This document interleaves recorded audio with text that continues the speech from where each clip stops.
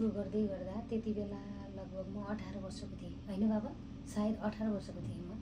18 वर्षको थिएँ त्यति बेला। 18 वर्षको थिएँ, फ्यामिली कोही पनि साथमा थिएन त्यति बेला। अनि दुःखको बेलामा त को हुन्छ र साथमा हैन। अनि परिवार कोही पनि साथमा हुनुहुन्थेन।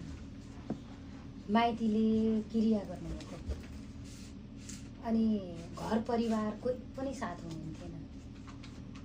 सच्चाइ भन्ने कुरा थाहा छैन,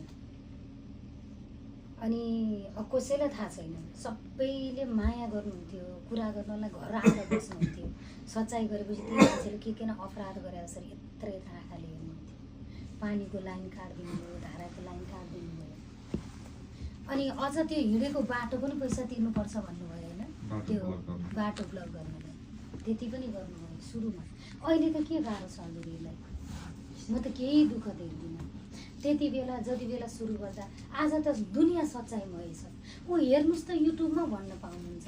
न त्यो बेलामा यस्ता फोनहरू थियो, न यस्ता रेकर्डर थियो, न यस्ता भिडियो गर्ने चलन थियो हैन। त्यो समयमा सुरु गर्दै गर्दा कति अवरोधहरू हुन्थे, कति बाधाहरू हुन्थे।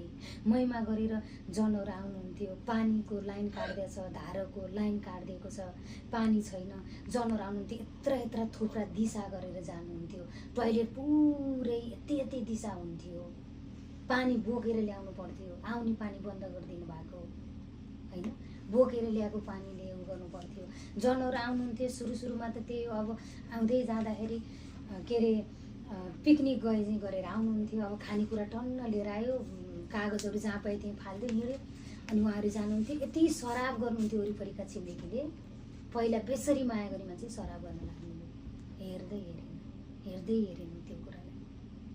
परमेश्वर हुनुहुन्छ, एक दिन न्याय गर्नुहुन्छ, परमात्मा हजुर हुनुहुन्छ। अनि त्यसरी मन बनाउँदै गयो त परमात्माको योजना।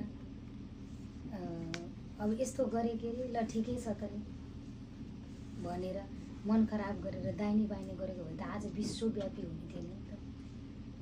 अझ हजुरहरू त मेच्योर हुनुहुन्छ, म त त्यति बेला 18 वर्षको थिएँ। बुझ्नुभयो? त्यो टाइममा पनि पिताको बुद्धिलाई प्रयोग गरे। संसारले यत्र यत्र आँखा हेर्छन्, यहाँ हुने नहुने मान्छे ल्याएर रोग लाग्छ। अनि अब त्यस्तै जातका कुरा गर्ने, हुने नहुने जातका मान्छे लिएका छन्, यो गाउँको बिचमा रोग सर्छ हामीलाई भन्ने विभिन्न कुराहरू गर्नुहुन्थ्यो। तर नै त्यो कुरालाई पनि भन्छै उहाँसँग जवाफ लाग्न लागेर परमेश्वरलाई धन्यवाद गर्यो। तब पिताले के गर्नुभयो, आज यत्रो भिड बनाउनुभयो। हजुरहरूलाई त के छ, केही छैन, अलिअलि त सहनै पर्छ। आफूले यति सहेर सारा जनताले उद्धार पाउँछ भने किन नसहने त। त्यति कुरा हिजोको कस्ता दुःखलाई त उहाँले पार गरेर ल्याउनु भने आजकोलाई त त्यो सुखमा बदल्नलाई हो। भोलि त्यही मान्छे आएर गवाई बताउने हो। मैले सहेँ भने मलाई विरोध गर्ने मान्छेलाई पनि त फाइदा हुनु परेन। भोलि उहाँ पनि त आउनु पर्यो। तेरा प्रभुले देलान् नि, तेरा प्रभुले वर्षाउलान् नि भन्नुहुन्थ्यो क्या। कहिले पैसा यताउता केही कारोबार यताउता गर्नु पर्यो, तेरा प्रभुले गर्लान् नि भन्नुहुन्थ्यो। सरले त्यसरी जवाब दिनु। आज त्यो प्रभुले गर्लान् नि भन्ने मान्छे मुख आँको भएर 6 महिनासम्म खान नसक्ने भएर अनि महिमामै आउनुभयो, मेरै साथमा आउनुभयो। मैलाई विरोध गरेको, घर छुटाउन नि खोज्नु भयो, धेरै प्रयास गर्नुभयो, आफन्तै हो। पछि मुख आँको भयो, आँखा पनि देख्न नसक्ने ब्लाइन्ड हुनुभयो। धेरै गाह्रो भयो, काहीँ उपाय लागेन, आउनुभयो। आएपछि आज चङ्गाको भोलिपल्ट चट्टनी घर कम खान सक्ने योग्य बनाइदिनु भयो।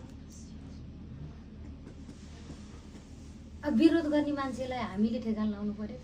सहिदे भयो, मन बढाइदिए भयो। बुझ्नुभयो नि? तब मन उठाउँदै जानु। आउन त के आउँछ लाउ गर, राम्रो गर्यो कसले भन्छ? यहाँ संसारको मान्छेलाई स्वर्गको कुरा कहाँ मनपर्छ र? तपाईँले यो घर चोर, यहाँ उदाहरणले यो रुममा केही चोर्दै हुनुहुन्छ भने मैले बत्ती बाल्दिएँ भने तपाईँलाई मसँग जति रिस कोसँग उठ्छ? चोर्दै गरेछ, बत्ती बालिदिएपछि त उसको काम नष्ट भएन, उसले चोर्न पाए त? चोर्न पाउँदैन। अनि चोर्न नपाएपछि उसलाई रिस उठ्छ, जे पाए त्यही बोल्छ। बेहोसीमा जे पनि बोल्छ। त्यसले बोलेको कुरालाई किन ग्रहण गर्ने नि? यस्ता शक्तिशाली कुरा खाएको, यस्ता शक्तिशाली वचन खाएको मान्छे, तुच्छ गिरेका हारेका मान्छेको कुरा किन लिने नि हामीले? त्यसलाई पन्छाइदिने, पिताको शक्तिशाली कुरा लिएर मन बढाएर अगाडि यो भन्नु आउँछन् कुराहरू विभिन्न आउँछन्। जातका कुरा नि गर्नुहुन्छ, धर्मका कुरा नि गर्नुहुन्छ। जब परमेश्वरले त यो जातको त नआइज भन्नु भएन, जब परमेश्वरले त यस्तो धर्मको नआइज भन्नु भएन, त यस्तो भन्नु भएन। खुद आफैले बनाएर खुद आफैले दिएको सास हजुरले लिनुभएको छ, उहाँले दिएका आँखालाई हेर्नु भएको छ, उहाँले दिएका हातहरू चलाउनु भएको छ, उहाँले बनाएका गोडामा चल्नु भएको छ भने जब परमेश्वरले प्रेम गर्नुभएको छ भने मान्छेको हो र इन्कार गर्ने? त्यो त इन्कार गरेको हजुरलाई होइन नि, हजुरभित्र भएको ईश्वरलाई गरेको। तपाईँले मलाई प्रेम गर्नुहुन्छ, माया गर्नुहुन्छ नि, मलाई होइन, म भित्र भएको परमेश्वरलाई गरेको। हजुरले मलाई इन्कार गर्नुहुन्छ, घृणा गर्नुहुन्छ, तुच्छ पार्नुहुन्छ नि, मलाई होइन, म भित्र भएको मेरो पिताले। हजुरलाई कसैले राम्रो भन्यो उनले आशिष पायो, हजुरलाई कसैले गलत भन्यो उसको नोक्सान भयो। उसको नोक्सान हुने रहेछ त अब हामीलाई केहीको टेन्सन, उसले भनेर हाम्रो केही बिग्रिन्छ भन्न दिनु। त्यही मान्छेले भोलि प्रशंसा गर्नुहुन्छ। जहाँ निन्दा भएको छ त्यहीँ प्रशंसा हुन्छ। प्र्याक्टिकल गर्नुहोस्, बुझ्नुभयो? जुन कुराले निन्दामा पर्नुभएको थियो त्यही कुरामा अभ्यास गरेर हेर्नु, पिताले उच्च पारिसक्नु। जसले विरोध गर्यो त्यहीँ तपाईँलाई जय जयकार हुन्छ। जसरी हाम्रा गुरु येशू मसीहलाई पनि के अरे यरुसलेममा यस्तो विरोध गरेको थियो, पछि गुरु येशू मसीहलाई त्यही ठाउँमा के गरे, रातो कार्पेट ओछ्याएर पुरा सम्मानित बनाएर ल्याइदिए त्यही ठाउँ। बुझ्नुभयो? त्यो यो त खुसीको कुरा हो। सतावट आउँछ भने गर्व गर्नु। अब कहाँ के काम मैले आँटेको थिएँ, पिताले काम पुरा गर्नुभयो, परमेश्वरले के राख्नु भएको छ अब डिक्लेयर गर्नु। पिता यो त मलाई होइन, हजुरले राखेको कुरा मलाई हो, पिता भइसक्यो। उहाँले त तल्लो जात भन्नुभयो, त यस्तो जात भन्नुभयो, त्यो हजुरलाई होइन, त्यो मलाई भनेको भनेर नलिनु। ईश्वरले त उच्च कोटिको सन्तान भनेर चुन्नु भएको छ। जब बनाउनेवालाले तपाईँलाई उच्च होस् भन्नुभएको छ, त्यो चाहिँ अब संसारकोले भनेर के हुन्छ र? रुम पनि हल्लिँदैन।